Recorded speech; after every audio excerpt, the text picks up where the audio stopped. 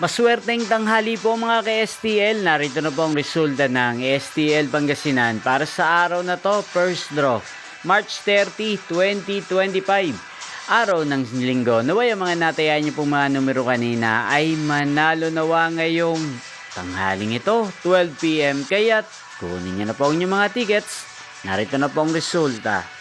Ang mga numerong nanalo sa STL Pangasinan ngayong tanghaling ito, March 30, 2025, 12 PM. First draw result, 10 at 5 in exact order. Sa lahat po ng tumaya kanina sa STL Pangasinan para sa first draw ng 10 at 5. Congrats po sa inyo, panalo po kayo. Again, 10 at 5.